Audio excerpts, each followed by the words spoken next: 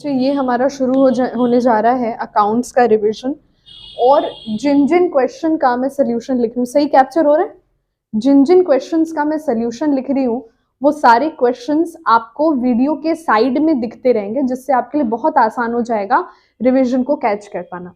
बच्चे आज हम लोग 4 क्वेश्चन लगाएंगे और वो चारों क्वेश्चन के हर तरह के क्वेश्चन आपके बोर्ड्स में यूपी या सीबीएसई में फंसते ही फंसते हैं। जल्दी से देखो, फिलहाल हम इसको रीड कर रहे हैं। वीडियो एडिटिंग के दौरान ये क्वेश्चन आपको साइड में दिखेगा, तो आपको अगर आपके पास बुक नहीं भी है, ताकि तुम लोग अगर बुक कॉपी नहीं भी है कहीं भी बैठ के रिविजन कर सको। देखो ध्यान देना बच्चे, Vihaan and Man are partners sharing profits and losses in the ratio 3:2। बच्चों कोई दिक्कत?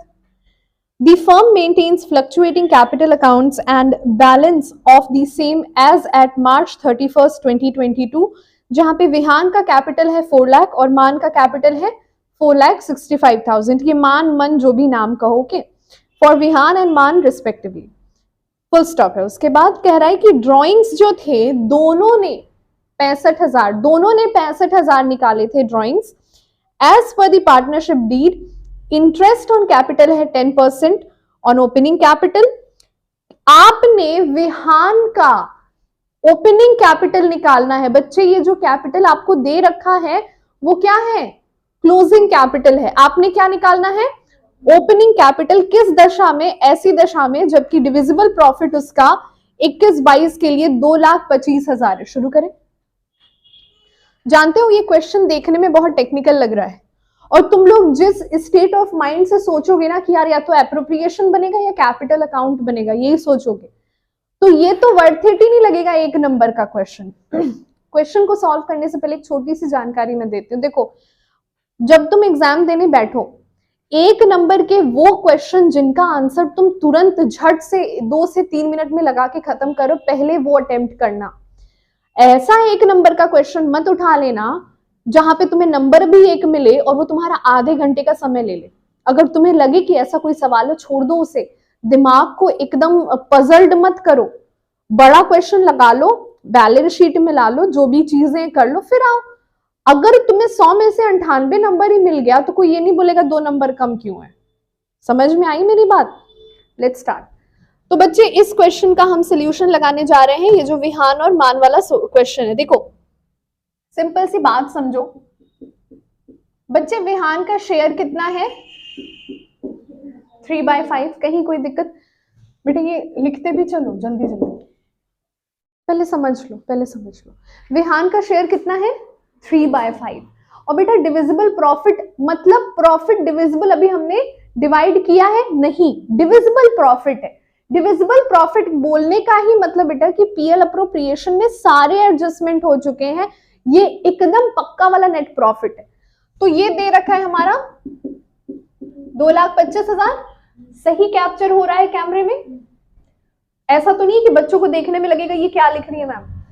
बेटा 2,25,000 में से 3/5 मतलब 2,25,000 में से हमें विहान का शेयर निकालना है। बच्चों 1,35,000।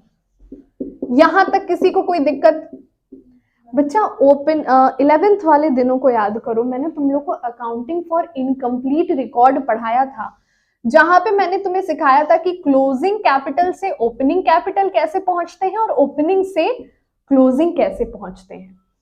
जब हमें ओपनिंग से क्लोजिंग में जाना होता है तो हम एडिशनल कैपिटल को ऐड कर देते हैं, नेट प्रॉफिट को ऐड कर देते हैं, अगर नेट लॉस है माइनस कर देते हैं, और ड्रॉइंग्स को घटा देते हैं, इंटरेस्ट ऑन ड्रॉइंग्स को घटा देते हैं, और हम पहुंच जाते हैं कहां पे? क्लोजिंग कैपिटल पे। और जब हमें क्लोजिंग कैपिटल से मसला शुरू करके ओपनिंग तक पहुंचाना होता है तो जो चीजें ऐड हो रही हैं यहाँ माइनस हो जाती हैं, और जो चीजें यहाँ माइनस हो रही है वो ऐड हो जाती है। 11th का कंसेप्ट बेटा वही अप्लाई हो रहा है। पार्टनरशिप देख के लगा होगा ये तो पार्टनरशिप का नहीं, ये इनकम्प्लीट रिकॉर्ड्स का क्वेश्चन है। तो अब आपको क्या मिल गया? ये विहान का डिविजिबल प्रॉफिट मिल गया, और क्या मिल गया? विहान का क्लोजिंग कैपिटल मिल गया। हमें क्या चाहिए? Opening capital. तो यहां पे 4 लाख तुम्हें क्या दे रखा है बेटा? 4 लाख क्लोजिंग कैपिटल था, ये डिविजिबल प्रॉफिट है। 4 लाख दिया हुआ है क्लोजिंग कैपिटल उसका। अगर इस क्लोजिंग कैपिटल में हम उसके प्रॉफिट को माइनस कर दें, उल्टा चल रहे बच्चे, प्रॉफिट को माइनस कर दें और ड्रॉइंग्स को ऐड कर दें, तो हम किस पे पहुंच जाएंगे? ओपनिंग कैपिटल पे। अब देखो 4 लाख माइनस 1,35,000 प्लस 65,000, बच्चे 3,30,000 इज द आंसर, जो कि है आपका ऑप्शन नंबर ए।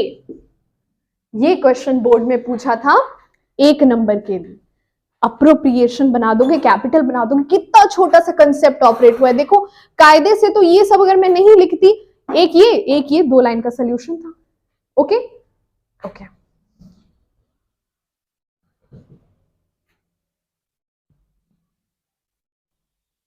बच्चे, अब हम चलते हैं अपने दूसरे आरटीपी के क्वेश्चन पे। ऐसा भी क्वेश्चन आपके बोर्ड्स में आता है, आरटीपी का क्वेश्चन है, बड़े ध्यान से देखिए। क्वेश्चन नंबर 6 है बच्चे आपके आरटीपी का।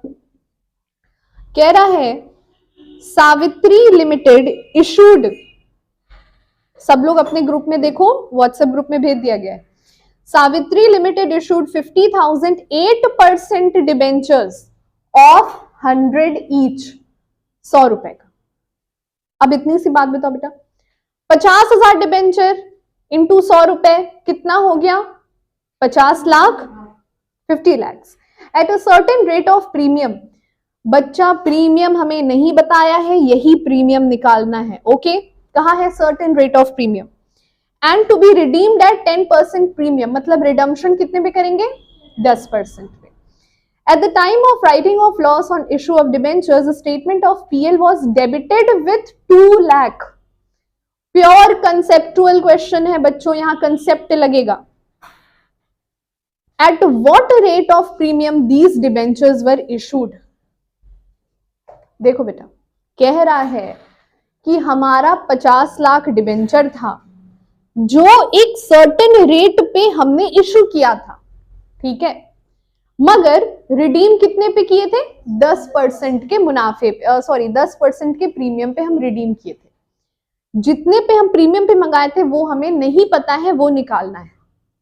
तो जितनी जानकारी है पहले उसको नोट करेंगे, फिर कंपनीज एक्ट का एक लॉ पढ़ाऊंगी, उसी लॉ के अनुसार ये निकलेगा। ठीक है, लेट्स स्टार्ट। बच्चों इधर देखिए, लिखने का समय मैं दूंगी।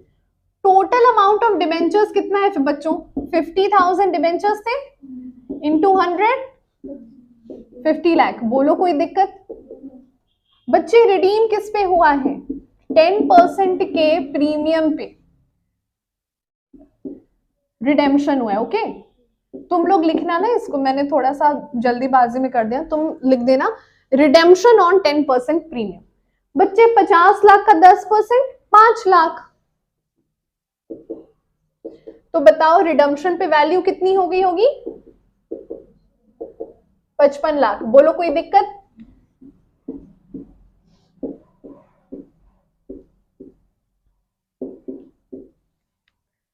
अब मुझे ये बताओ कि लॉस कितने का हुआ है?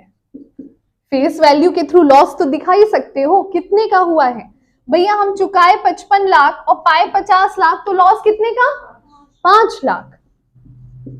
55 lakh minus 50 lakh equals to 5 lakh.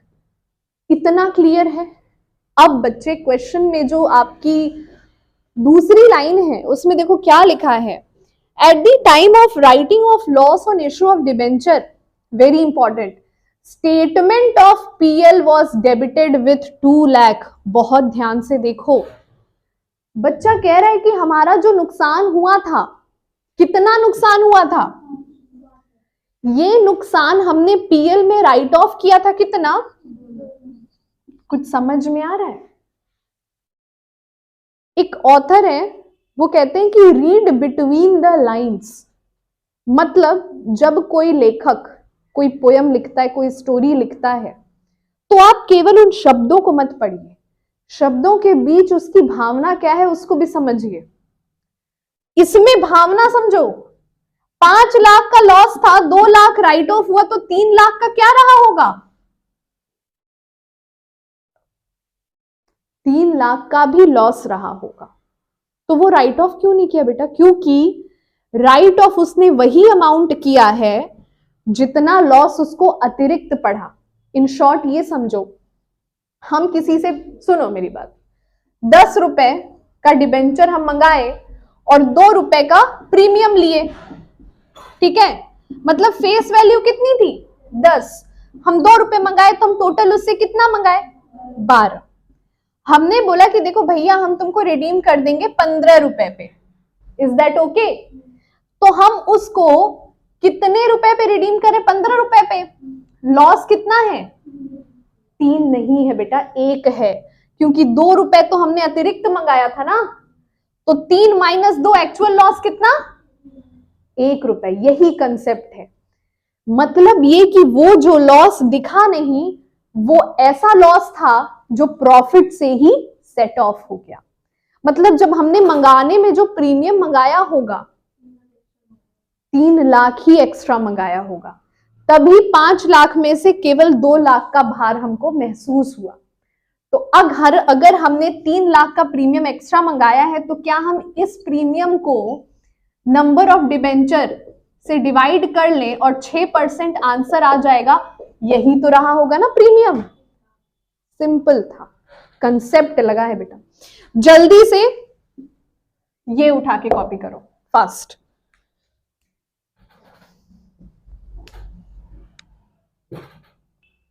बच्चे अब हम चल रहे हैं रिवीजन क्वेश्चन में। आप देखिए 6 का 1 ये दिया हुआ था और फिर लिखा है और 6 का जो दूसरा दिया हुआ है उसे हम पढ़ रहे हैं, जरा देखेंगे। Durga limited issued 80,000 10% debenture of 100 each, तो टोटल डिबेंचर कितने हो गए? 80 lakhs at a certain rate of discount. Okay, पिछले क्वेश्चन में सर्टेन रेट ऑफ प्रीमियम था, इसमें क्या है? डिस्काउंट है। And were to be redeemed at 20% premium. बेटा डिस्काउंट का कुछ रेट है, एक्स है, हमें नहीं पता है, पर हमें ये पता है कि हमें 20% के प्रीमियम पर इसकी रिडम्पशन करनी है। Existing balance of security premium before issuing the debentures was 25 lakh। मतलब बच्चे डिबेंचर को इशू करने से पहले कंपनी का एग्जिस्टिंग रेट कितना था? सिक्योरिटी प्रीमियम में कितना अमाउंट था? 25 lakh. And after writing of the loss on issue of debenture security premium was 5 lakh. बच्चे लॉस को लिखने के बाद आपके पास 5 लाख ही बचा सिक्योरिटी प्रीमियम। अब तुरंत मत जंप करना कंक्लूजन, मतलब मैम लॉस 20 लाख नहीं, अभी है आगे। और at what rate of discount these debentures were issued? कौन से अमाउंट पे ये डिबेंचर को हमने इशू किया था? देखिए यहां पे कंपनीज एक्ट का सेक्शन ऑपरेट होता है बेटा, सेक्शन नंबर 79। बच्चों बोर्ड्स में आएगा ये क्वेश्चन, समझ लो ये बात, ये नहीं आएगा ऐसा ही आएगा। तो सेक्शन 79 आपके लिए बहुत इंपॉर्टेंट हो जाता है बेटा। सेक्शन 79 कहता है कि हमारे हिंदुस्तान में जो डिस्काउंट पे अगर तो तुम शेयर को इशू कर रहे हो, तो वो डिस्काउंट फेस वैल्यू से 10% का अधिक नहीं होना चाहिए। मतलब 100 रुपए अगर उसकी फेस वैल्यू है, तो तुम डिस्काउंट केवल मैक्सिमम 100 रुपए का 10%, यानी कितना? 10 रुपए। उससे ज्यादा डिस्काउंट मतलब 90 रुपए से कम में नहीं बेच सकते हो। ये प्रोहिबिटेड है। ये न्यूमेरिकल क्वेश्चन नहीं है बच्चे, it is a completely conceptual question. तो लिखना शुरू करिए, लिखना शुरू करिए, मेरे साथ लिखना शुरू करिए। लिखिए, इधर से कैप्चर हो रहा है, इज इट? ओके, लिखिए। while debentures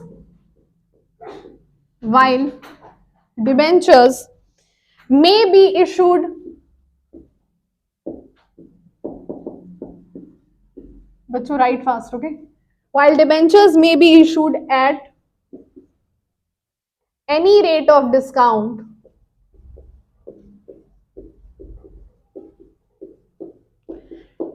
शेयर्स, बेटा डिबेंचर किसी भी रेट ऑफ डिस्काउंट पे इशू हो सकते हैं। यहां पे शेयर्स कितने पे होना चाहिए? 10% के। शेयर्स में only be issued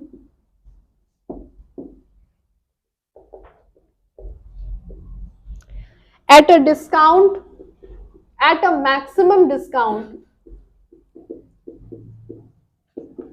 up to 10% of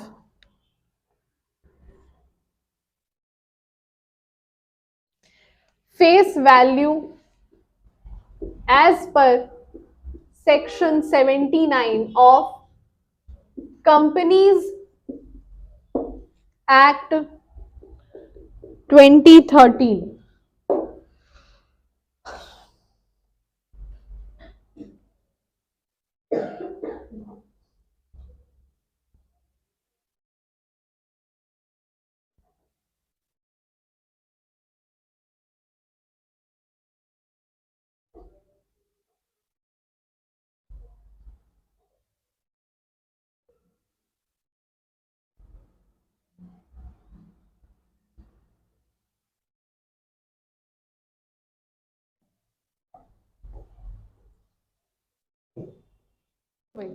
अब हम चल रहे हैं, अपना ये क्वेश्चन हो चुका है, हिट एंड ट्रायल मेथड लगाया है हमने, क्योंकि एक नंबर इतना माथा पच्ची का वर्थ इट नहीं है, ठीक है। चलो अब हम चल रहे हैं,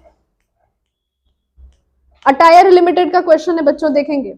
attire limited issued a prospectus inviting, बच्चों शेयर्स आ चुका है, शेयर्स आ चुका है, मतलब यहाँ पे नियम कानून बढ़ने वाले हैं।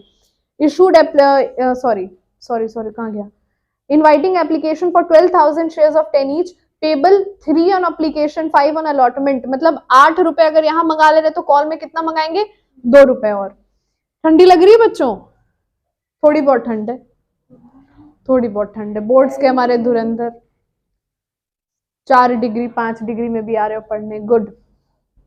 And balance on call, public had applied for certain number of shares and application money was received. Which of the following application money, if received, restrict the company to proceed the allotment as per SEBI guideline? But बेटा ये बता रहे normal सा case दिया, हमने apply किया, हमें application money मिला, सब कुछ।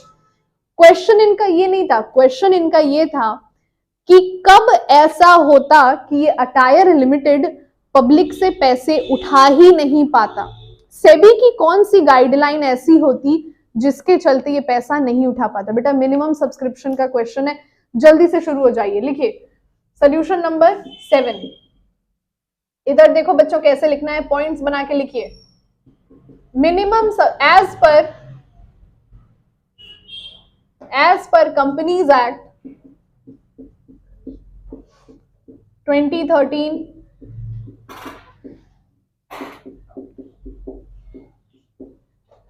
minimum subscription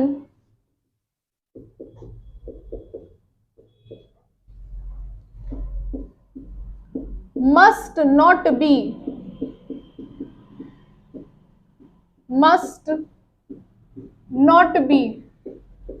less than 90%.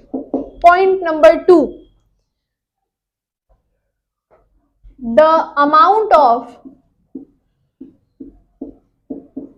बेटा इस क्वेश्चन पे आ जाइए, देखिए इस क्वेश्चन के ही रेफरेंस में पूछा है, तो the amount of application money is कितना है, ध्यान देंगे 12,000 शेयर्स थे और 3 हमने एप्लीकेशन पे मंगाया था, तो एप्लीकेशन मनी कितनी हो गई 36,000। जरा देख लो एक बार, 36,000 हुई ना, ध्यान दो बच्चों।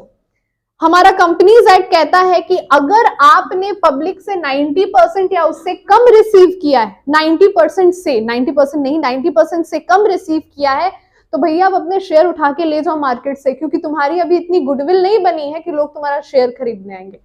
अर्थात यहाँ पे अगर 36,000 का 90% कितना होता है बच्चों, 36 9 जा, ये कौन सा टेबल है मैम, ये तो नहीं पढ़ाई थी मम्मी बच्चे, 32,400। मतलब अगर इससे